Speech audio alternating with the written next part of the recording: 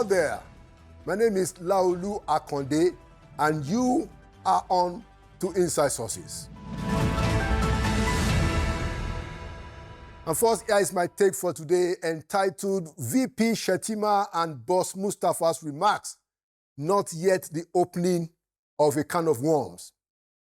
Two major book launchings took place in Abuja this past week, with both producing controversial news items pointing directly to President Bola Ahmed Tinubu very critically.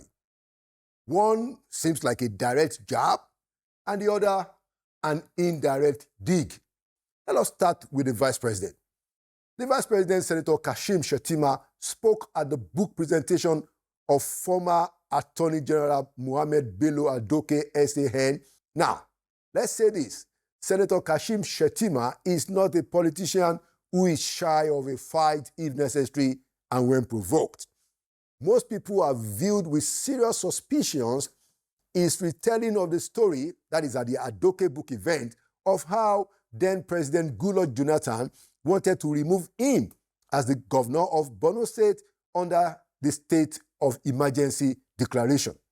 Shettima recalled how the then Speaker of the Federal House of Representatives, now Senator Aminu Tambuwa, and then Attorney General of the Federation, Mohammed Bello Adoke SAN, told President Jonathan that an elected president cannot remove an elected governor. As a matter of fact, the Vice President said an elected president cannot remove even a councillor. But Shettima's spokesperson, Mr. Stanley Nkocha, has now clarified that unlike what most Nigerians assume by the Vice President bringing up the story, the former Borno State governor did not intend to use the retelling of the story to be critical of President Bola Ahmed Tinubu, especially his suspension of the Rivers State governor and the House of Assembly. The only problem that persists on this matter is this. It is true that a president certainly has no powers to either suspend or remove an elected official in Nigeria, period. Now, the other matter that is an undercurrent in all of this is the seeming likelihood that VP Shettima's place as running mate in 2027 is in jeopardy. If Shettima thinks they are trying to oust him from a second term, should Shettima remain silent and not try to do something about it, such as retelling a story like he did on Thursday? Your guesses are as good as mine. Now, we come to Boss Mustafa. This past week on Wednesday, Malam Garba Shehu launched his book, According to the President, Lessons from a Presidential Spokesperson's Experience. It was there the immediate past secretary to the government of the Federation, Mr. Boss Mustafa, stirred controversy around the role and place of Asiwaju Bola Ahmed Tinubu in the victory of then General Muhammadu Buhari as president in 2015. According to Mr. Boss Mustafa, and I quote him, according to reports, when you sum up the total votes that gave us victory in 2015, the aggregate of the total votes were 15.4 million votes. So basically, what we brought, and he's talking about the ACN, where President Tinubu was leader, what we brought, and the other parties that were in the matter, in addition to Buhari's 12.2 million votes, were 3.2 million votes, unquote. The report said that he added that the merger of the legacy parties merely contributed 3 million votes to Buhari's victory at the 2015 presidential elections. Now, the media generally implied that Mr. Mustafa was discounting claims that President Bola Tinubu made former President Muhammadu Buhari Nigeria's president in 2015. Mr. Mustafa has told me this was certainly not what he meant. Now, I dare say that there is an ongoing tension between some of the APC people around incumbent President Tinubu and some of those that are around immediate past President Buhari. This is why Mr. Mustafa's remarks sparked a controversy. That's my view. Now, in the same week, Mustafa's predecessor in office, Mr. Babacha David Lawal, in his Inside Sources appearance last Friday, he detailed how significant and hugely critical Tinubu's role was in the emergence of President Buhari at the post. Lawal painted a picture of a chaotic APC pre-primary landscape with the chances of Buhari looking rather dim. In fact, Mr. Bidi Lawal revealed that some Southwest delegates had received the usual campaign incentives from a rival candidate, but they were forced to return the incentive once Tinubu made it obvious then that Buhari was his choice. So now, there's nothing to add than to say what Nigerians today care for is that President Bola Ahmed Tinubu will deliver the change that President Buhari and the APC promised the nation in 2015. That's it. President Bola Ahmed Tinubu still has 2 years in the first term to deliver the goods to Nigerians. So, Mr. President, please use the balance of the 2 years in this first term to positively and significantly impact the lives of the people of our great country. And there you have it. Inside Sources will be right back. Welcome back to Inside Sources. Today I'm leading the show with a discussion with the chairman of the Presidential Committee on Fiscal Policy and Tax Reform, Mr. Taiwo Oyedele, who has actually succeeded to make a very important point in what is going to be the future of our country regarding taxation. I'd like to welcome, for the first time, to Inside Sources, Mr. Taiwo Oyedele. Welcome to Inside Sources. Thank you, my brother. It's a pleasure to be on your program. And I must say that your committee, in my view, is one of the fastest working committee. Within 2 years, you've actually delivered, major reforms in our tax policy. And I'd like to congratulate you, because I know it wasn't an easy job. Thank you. Thank you. I'd like to share that credit with my team because even though my face is what most people saw during the whole process, but there's a very solid team behind the work we do. And it gives me a lot of hope about our country because I see, the love that Nigerians have for their country in action. And it was really very, exciting to see. Yeah, I must say to you that it's the way you've done the work has been very redeeming to a lot of people, a lot of silent voices who just believe that things can be done in our country and things can be done properly and decently, which is why, I thought we should have a discussion. So, so how do you see the issue of taxation going forward now that we have those laws? Are we about to get to a tax GDP ratio that will be above the global average?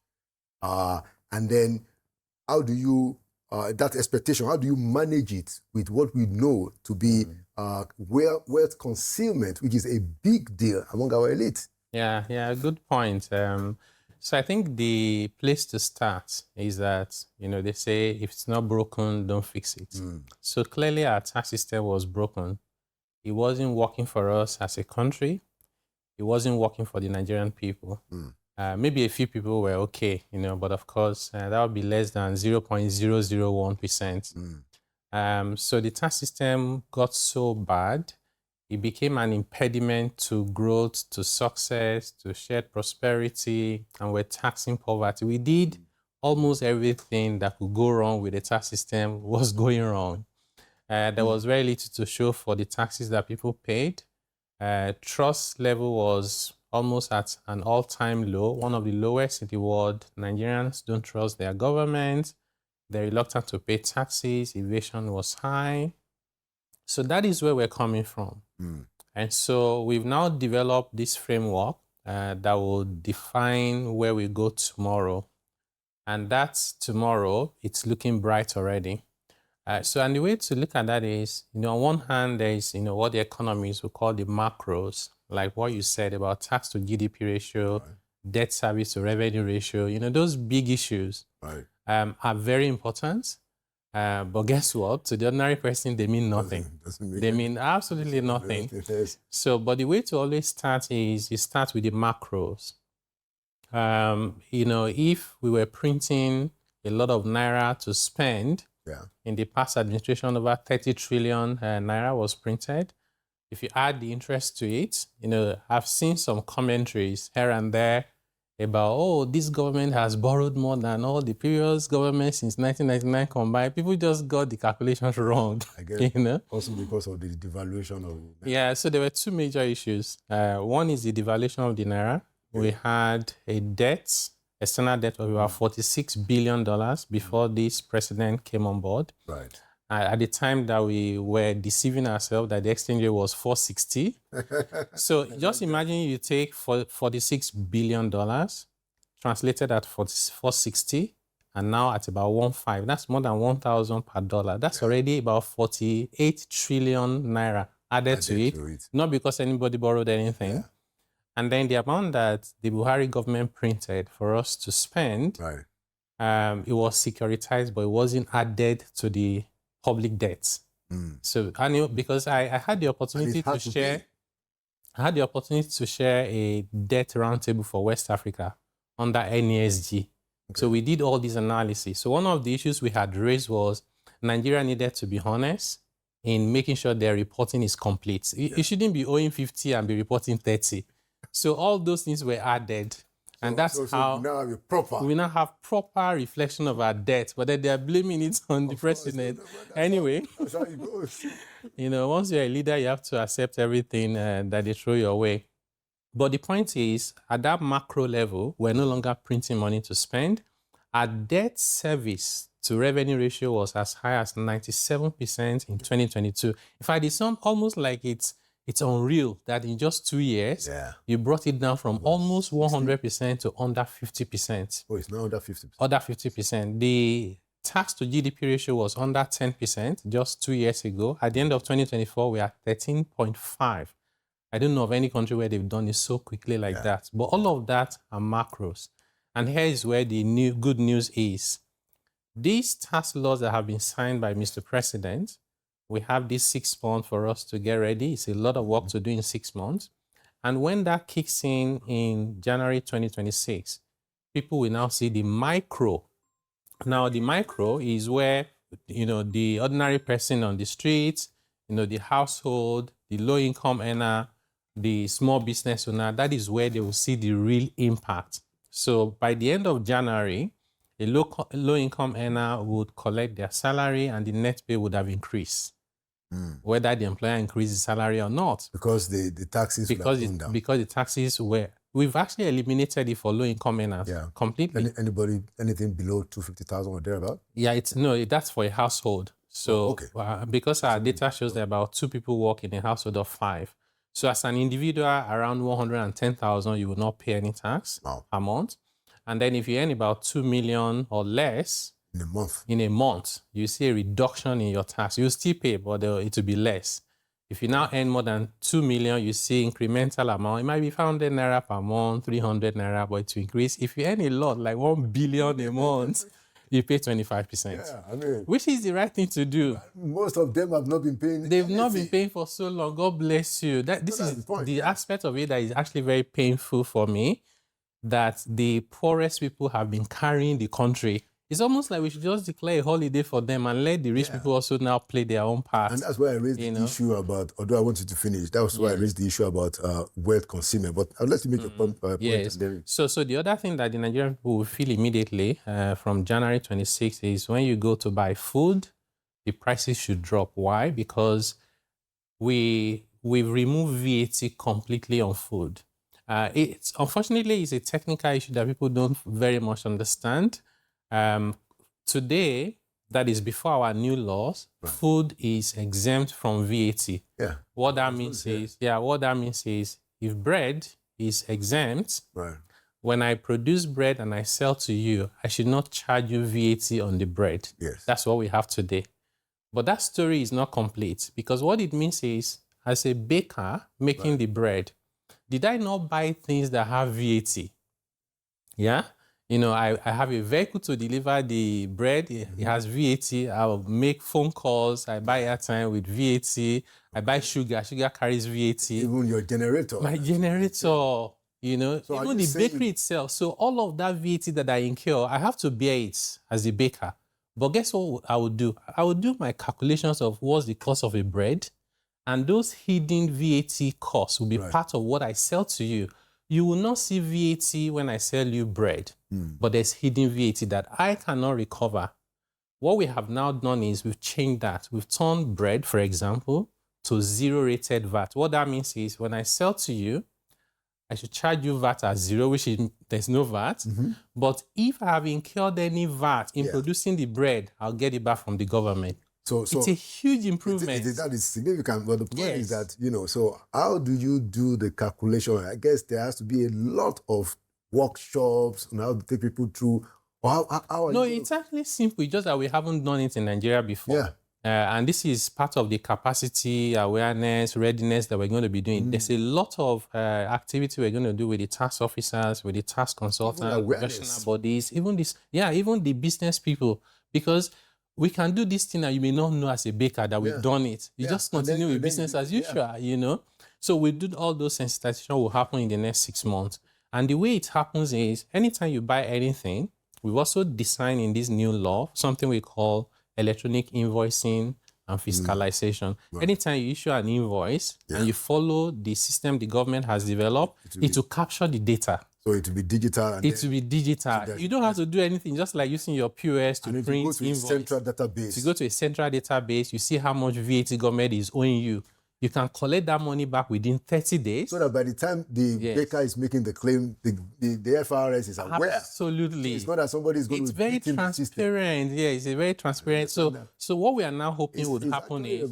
No, it is. We've never done it before in Nigeria. So what we are hoping would then happen is the person selling bread, because they want to sell more, if their cost has gone down, they will try and share it with the customer. Yeah. So let's keep half of the profits, hopefully. But if they don't, my brother, that same capitalism will correct it, but not immediately. Because what will happen is it will suddenly become very profitable to be a baker.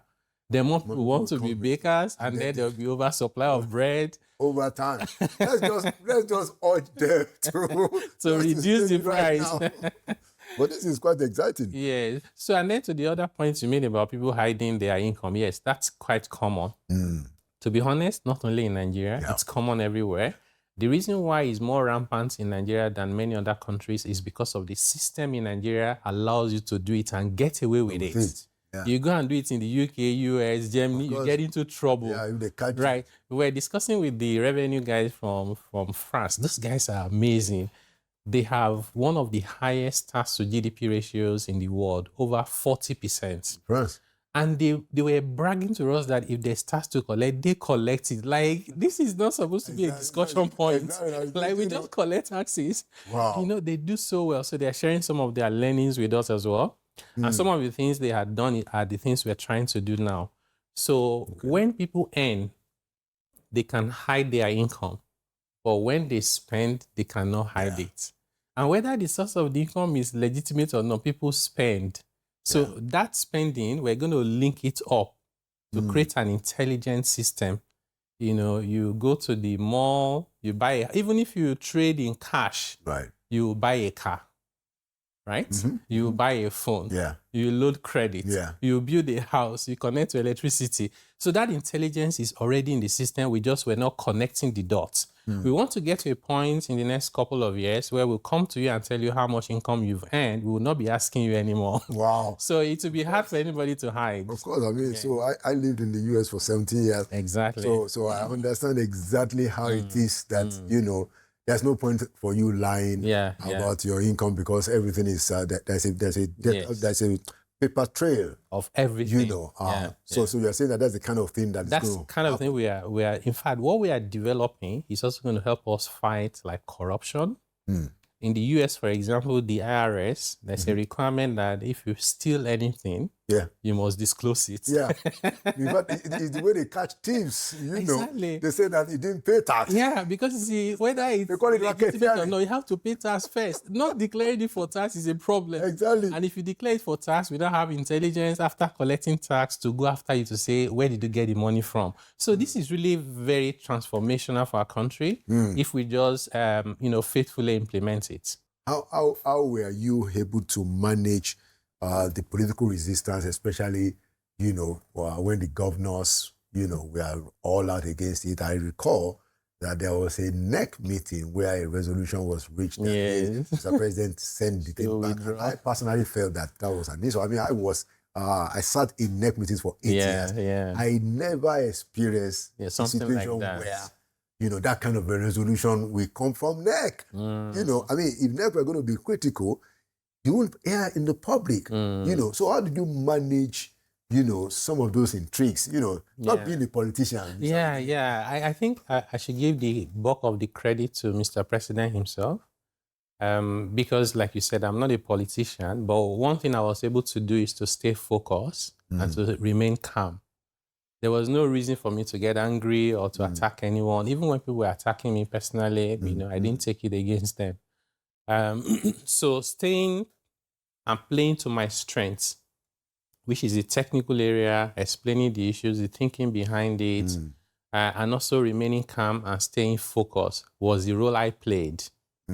Then the president, I would say, the one that managed the political aspect, because that was more than my pay grade. Yeah. That's what I normally say too. Yes. That's above my So, like when next said withdraw the bills, the president said, no, I'm not withdrawing the bills.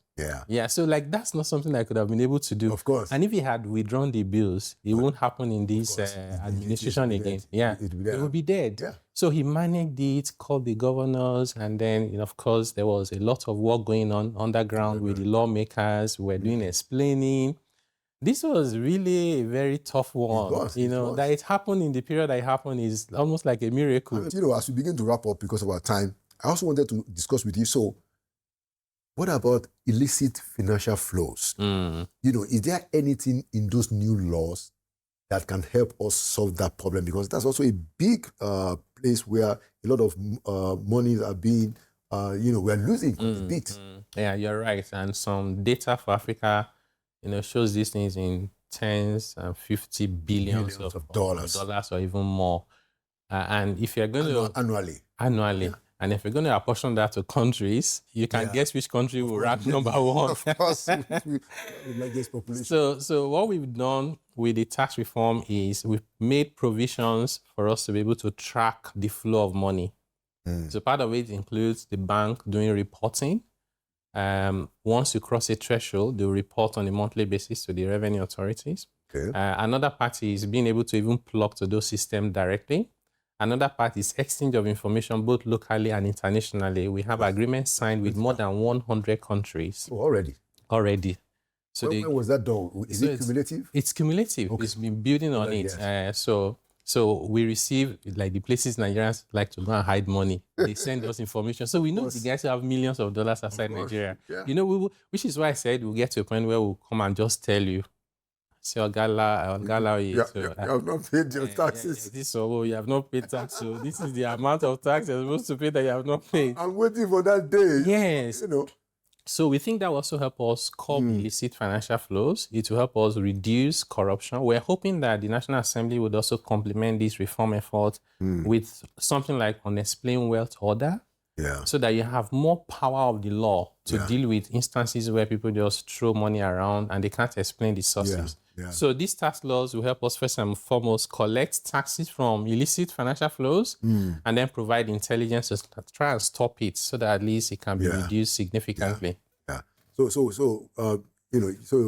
FRS, NRS now will have to also be doing some audits, on an annual basis to check what people are, because this normally happens in the US too, that, they have a percentage, not a lot, but there is that awareness that it can be audited. Yes. And is that also going to be part of it? Yes, it's going to be part of it, but a lot of it will be done automatically by the system without any human intervention. So, for example, if you have a small business or a large business and you sell goods that you're supposed to report VAT on it, the system will capture the amount of sales you reported. It will capture everybody that bought from you.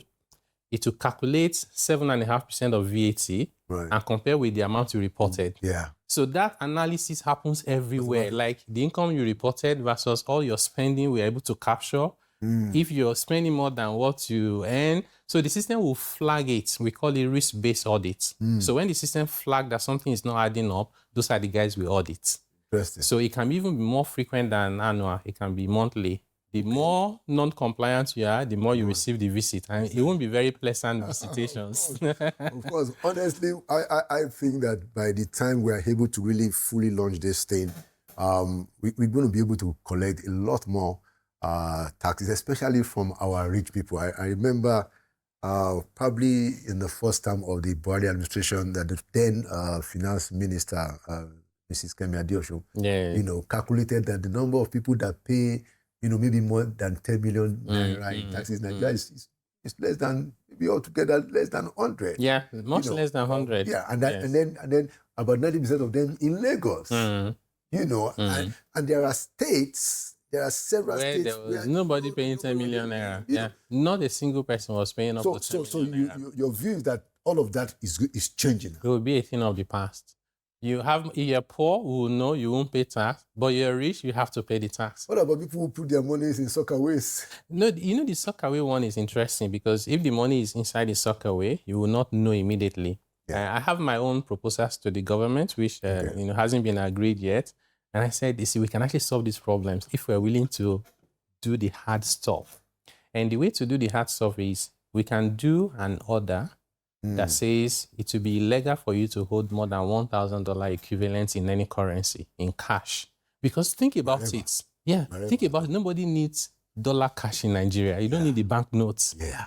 So if you force people to take the money with some whistleblowing that if you know anybody with a lot of dollars they are keeping at home, you get 30% in naira equivalent. People that have a lot of dollars are exposed. They're either politicians, they were annoying one driver here or there.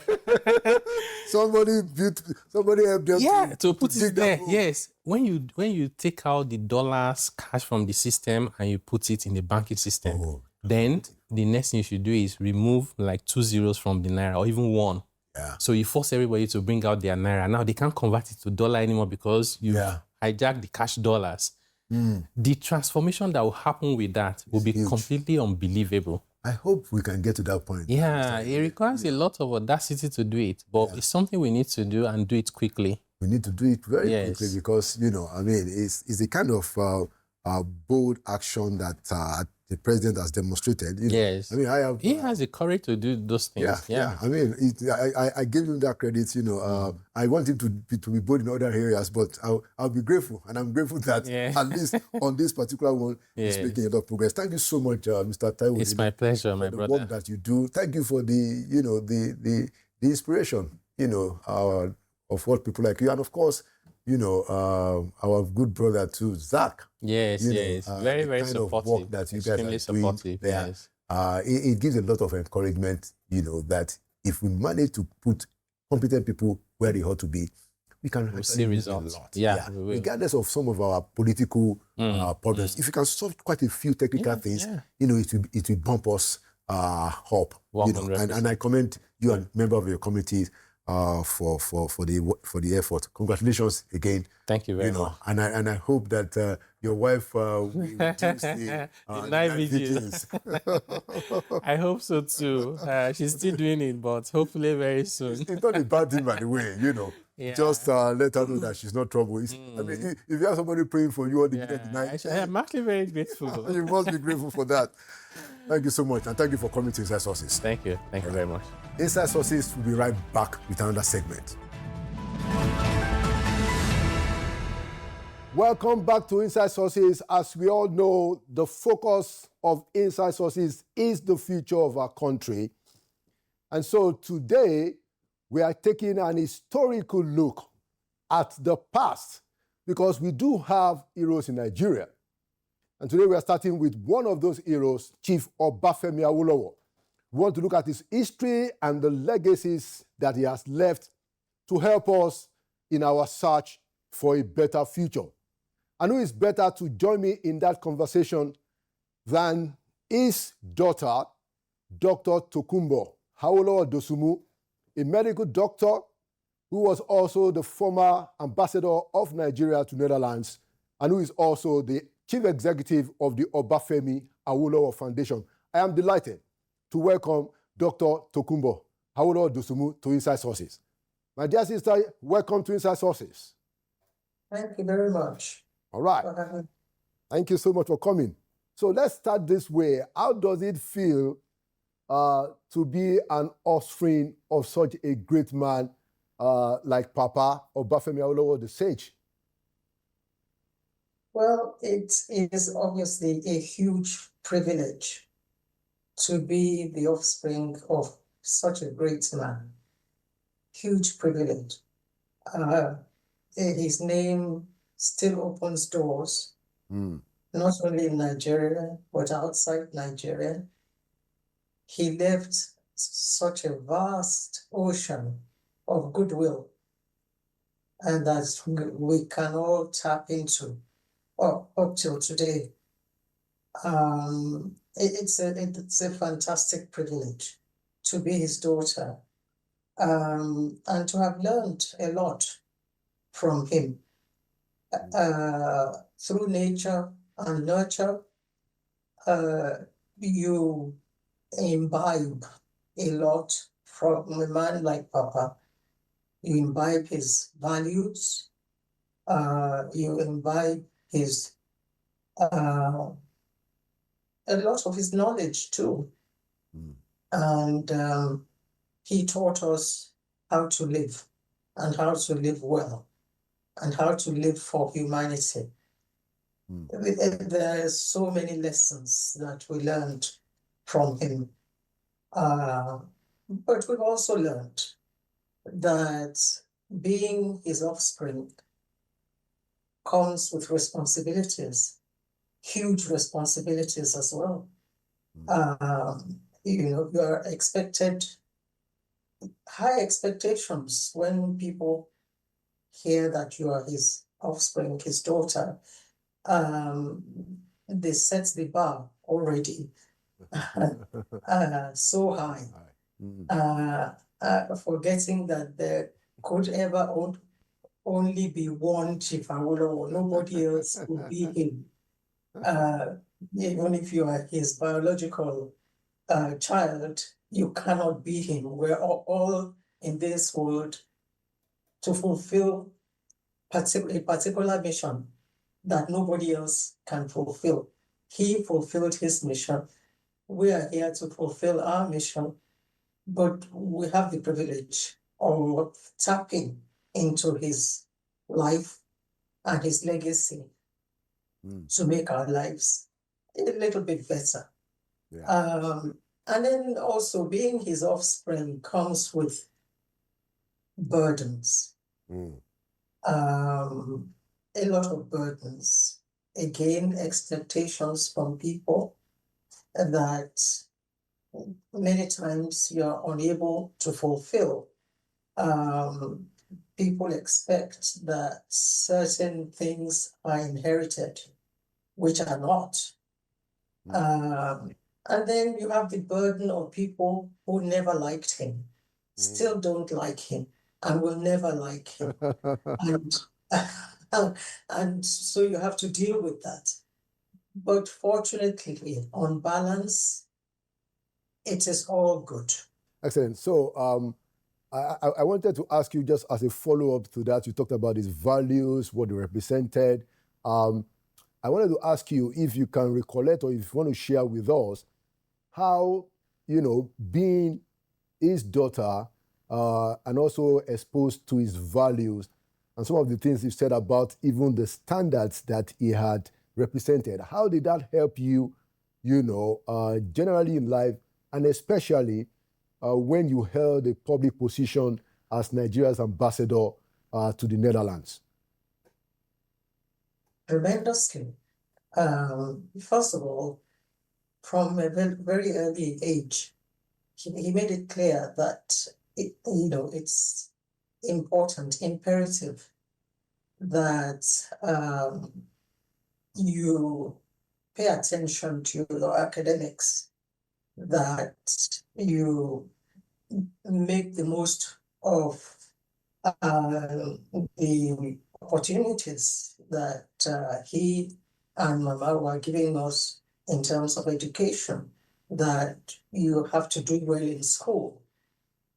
And so that helped me. That kind of came naturally, actually, because because you love your parents, you want to could please them, what would make them happy. So that came very naturally, and so that helped me to focus on my education and to focus on where I wanted to go. He also taught us that it would be best if we studied courses that were within the professions. In other words, that at some point in life, if you choose to, you can be on your own. You can be self-employed. So, of course, I became a doctor. I don't know at what point that particular message sank into my mind, into my psyche. But I do remember that one of his colonial secretaries saw me when I was a medical student and in London, and he was asking, so what are you doing? I said, I'm in medical school in Bristol. Oh, he said, you made it. He said, you've been wanting to be a doctor since you were this high, Wow. So, so he must have, I must have taken it on board so early. And I enjoyed studying medicine. I enjoy being a doctor.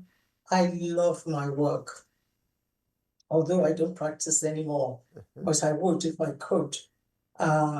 So, those kind of values he imparted. So that helped. And as I grew, as I grew older, I realized that it was better just to be honest and to be truthful and to be good to people and to not look down on anybody. It just works better, makes life a lot easier to live. Those were values that I picked up from him and Mama. And then when I was ambassador, the first thing was that he always used to say, when he was premier, he lived in his own house, used his own car, never relied on government for his personal comforts. And so that went with me. And he always used to say that never get used to anything that you cannot, in office, that you cannot provide for yourself in private. So, so that stayed with me. And so anytime I had the opportunity to go away from post on holiday, I just became my usual self. I went on the tube in London and, took the bus in London and just lived normally. And then in terms of my work, accountability, probity, and just openness in everything I did was my watchword. And that came from Papa. And that, I have to say, went a long way in recording whatever successes I recorded as ambassador. Interesting. Thank you so much. Let's talk about some of the impact that he left. In the first edition of Inside Sources, my guest was Chief Bisi Akonde, and he told me that one of the things Awo did when he was premier was to actually codify the Yoruba language that we have today. That it was because of his free education policy that we now have this shared language of Yoruba, that before then, the Jebus stuck to their own, the Ijeshas stuck to their own, and all the other, groups stuck to their own dialect. That it was actually Chief Obafemi Awolowo, because of the free education and the fact that there has to be a common Yoruba language, that was how what we now know as modern Yoruba language was developed. So when you think about that kind of impact, there's no way, you will not really respect his memory. But the question I wanted to ask you is that, in your own view, why did you think it was important to Chief Obafemi Awolowo to have this idea of free education and free health, based on what you know about him being his daughter? Why do you think that was such a big deal for him? Well, he had no doubt when he was going into politics why he was going there. He was certain beyond any doubt that he was going there to serve humanity, to serve everybody. And that man, although he always had this quote, man is the sole purposive, that the only reason you are in office is every single individual. And so the manifesto of the action group reflected that. It was a people-centered manifesto. There were 4 freedoms: freedom from colonial rule, freedom from ignorance, freedom from disease, and freedom from poverty.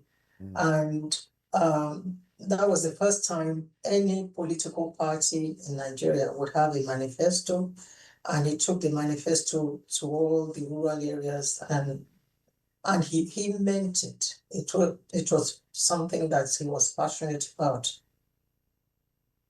Now, we could say, I would like to point out here that, in the last few decades, I think the World Bank rolled out the Human Development Paradigm. Yes. And of course, the United Nations also had, they started with the Millennium Development Goals and the Sustainable Development Goals. All those were already encapsulated in Chief Awolowo's vision and his manifesto in 1950.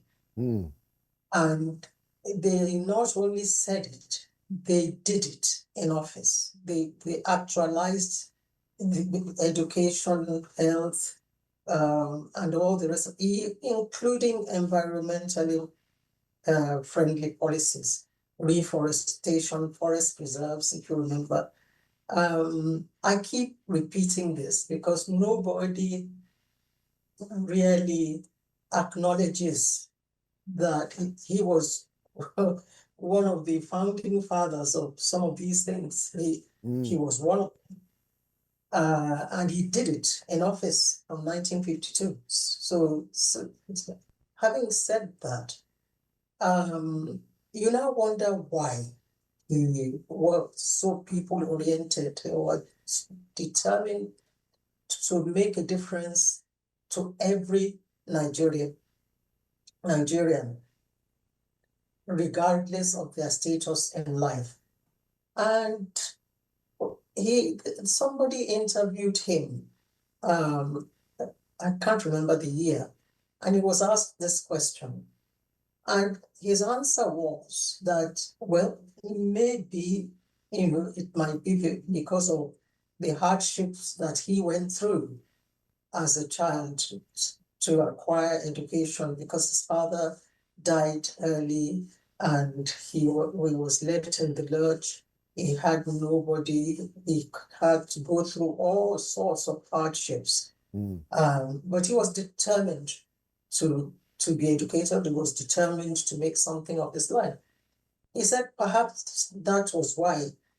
And then he said, but he also knows that some people went through what he went through, maybe worse, but would not care that other people go through it as well. In fact, they wouldn't mind at all if everybody had to go through that.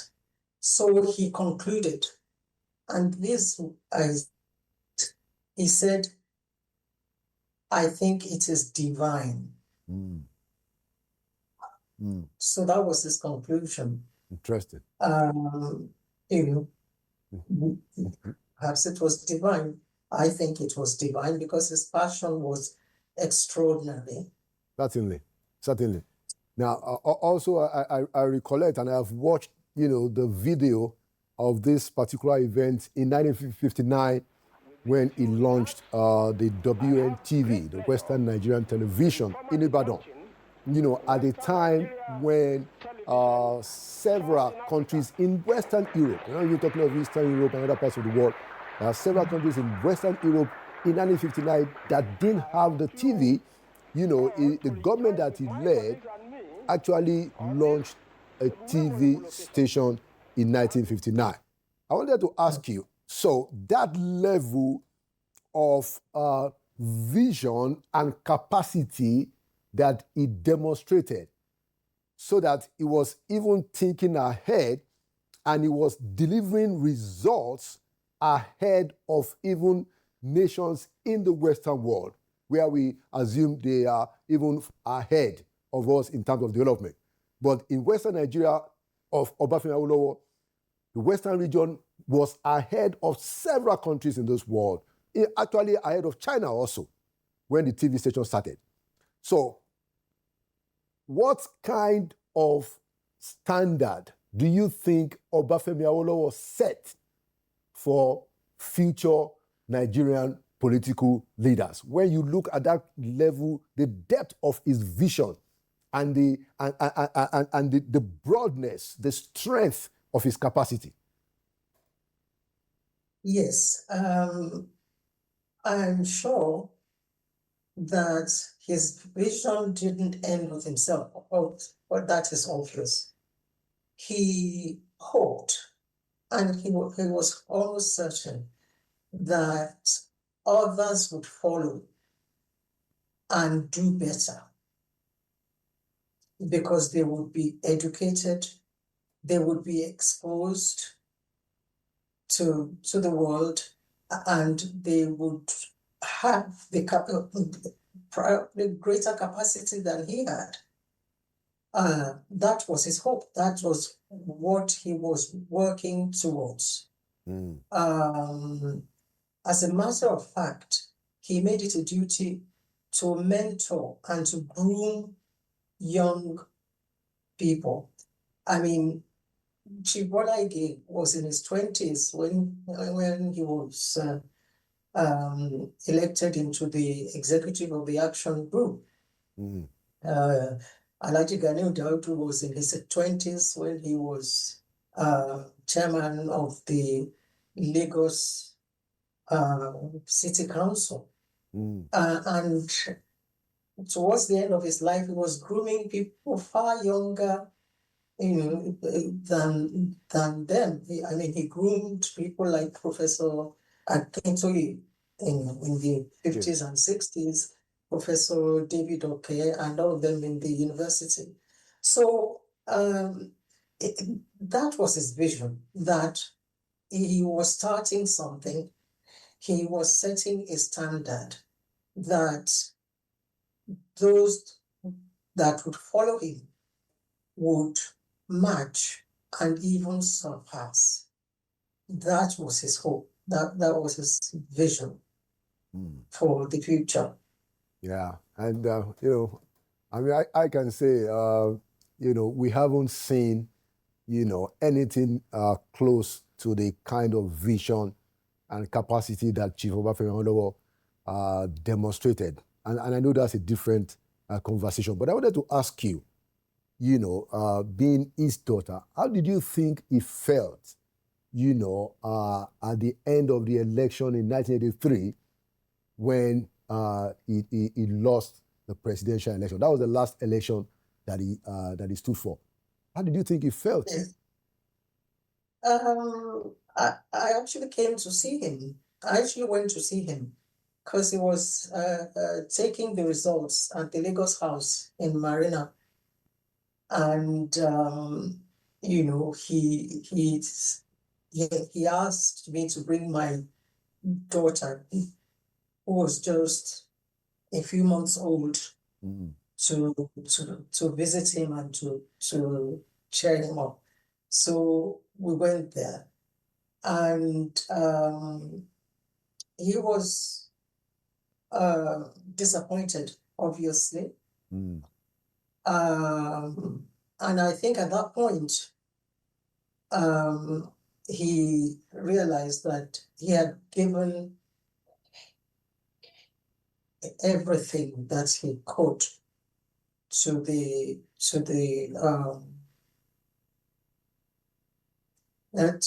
process.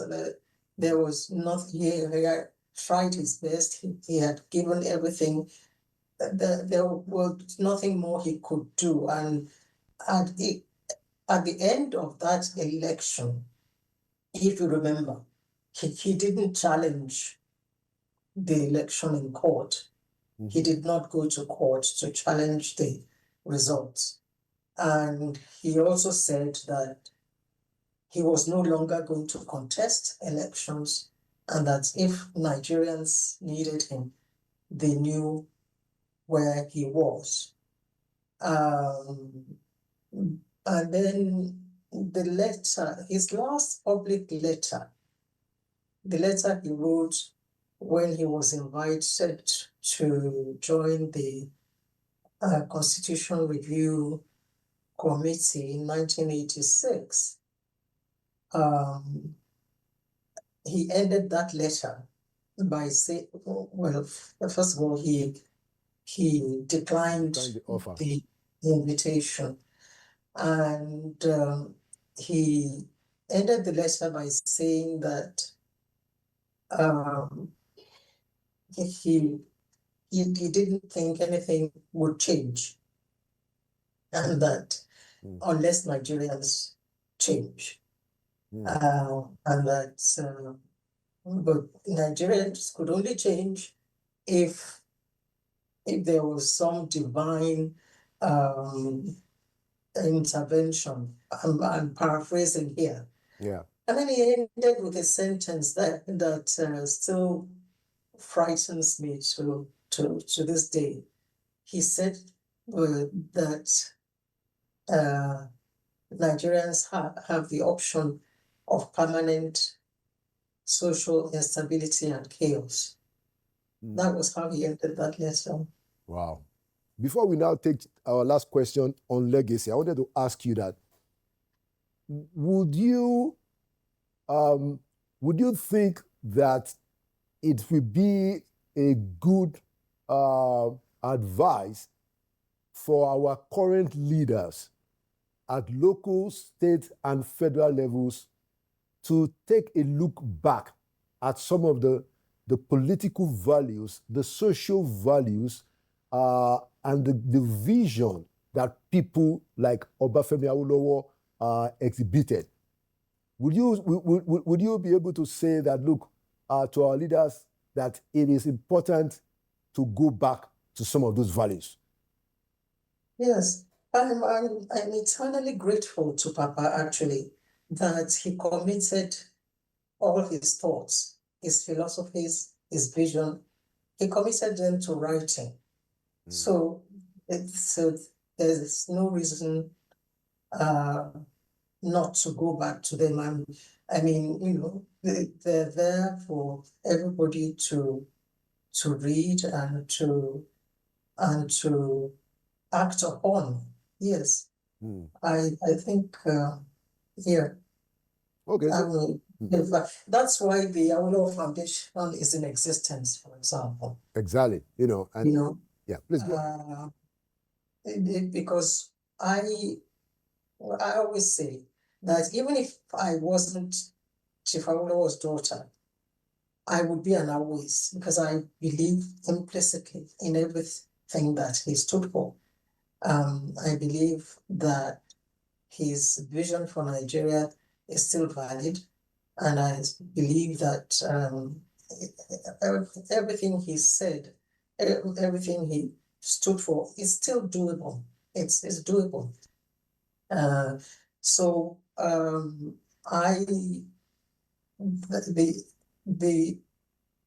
think, and I hope everybody would agree, that it was partisan politics, knee-jerk reaction, that caused his opponents to oppose what he was trying to say, what he was trying to push, what he was trying to accomplish in Nigeria.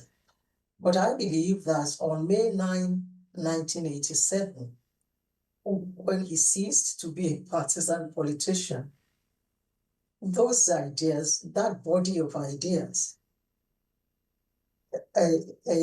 now it's available to everybody who wishes Nigeria well. Just as a final question, I wanted to ask you, because I do know that you are also related to the work of the Patriots, and the summit is forthcoming. Do you want to, share with us some of the things that is about to happen? Yes, it's going to be a summit, the national summit on the future of Nigeria's constitutional democracy. And it's scheduled to take place on the 15th of July, which is Tuesday, in Abuja. But there is also the opportunity to join virtually. So, there is a link. Everybody is invited to register to join virtually or physically. Basically, the Patriots, this is a citizen-led effort. Yes. To rewrite the Nigerian constitution, and in such a way that we can move forward in terms of development, in terms of progress. Excellent. And I share that optimism with you, Dr. Tokunbo, so very much. And I'm delighted that you are also part of the efforts that Chief Emeka Anyaoku is leading. We very much hope that it will lead to a true Nigerian constitution and help us in our developmental journey. Thank you so much for coming to Inside Sources. Thank you for the services that you render. Thank you for your work as the Executive Secretary of the Obafemi Awolowo Foundation. And thank you for coming to Inside Sources. Thank you very much. Right. Thank you so much. And there you have it, another edition of Inside Sources. Like we always say, Nigeria will prevail. It means Nigeria will win because we will not relent. My name is Laulu Akonde. Thank you for watching. And by the grace of God, I'll see you at the next edition.